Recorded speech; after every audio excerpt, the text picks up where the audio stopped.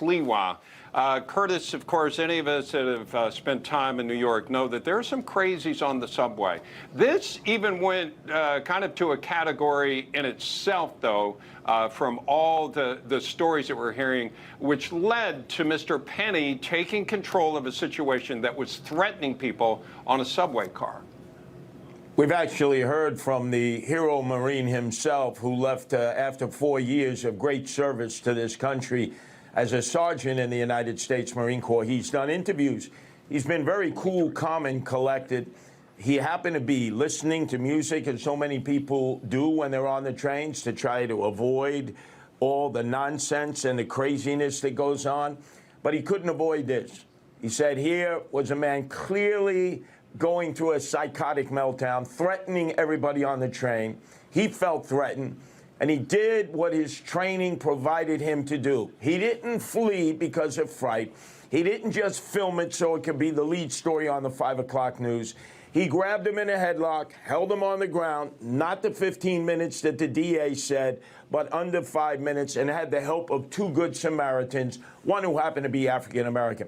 This DA, Alvin Bragg, has turned this again into a race case, so that you have the hero here is a white Marine, and the person who he restrained had been abandoned by the system for 10 years, allowed to live in the subway, allowed to, in essence, become even more and more schizophrenic.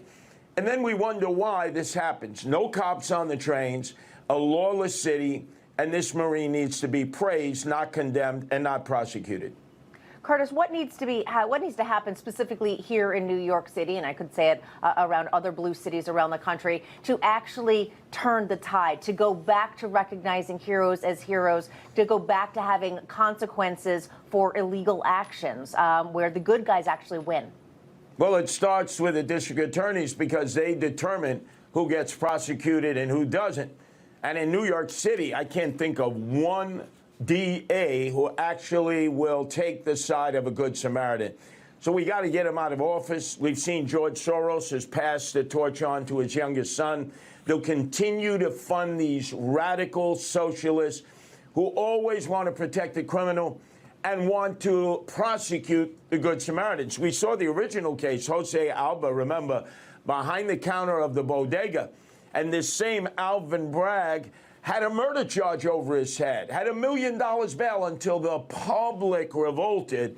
And now, you know where Jose Alba is? He's in the Dominican Republic. He says it's safer to be in the DR than in Manhattan. That says volumes. But in this case, it'll be classic. I can't wait to see the hero Marine up on the witness stand. I can't imagine a jury of 12 who ride the subways every day is going to convict him on any charge. Yeah, let's talk about when you started the Guardian Angels. I assume that was done with the faith that the system would work, that when you would stop the bad guy, the system would work on your behalf. Would you have been able to start the Guardian Angels at a time like now?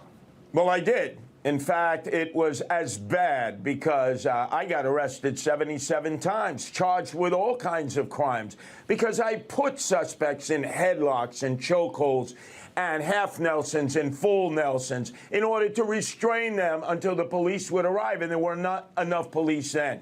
So DAs went out of their way to try to make an example of me. And then with the election of Rudy Giuliani in 1993, that stopped. He ordered the police to work with the Guardian Angels, that we were good Samaritans, and he put pressure on the DAs, which a mayor can do. This mayor, the swagger man with no plan, Eric Adams, he puts no pressure on Alvin Bragg. In fact, he embraces Alvin Bragg because they were mentored by who?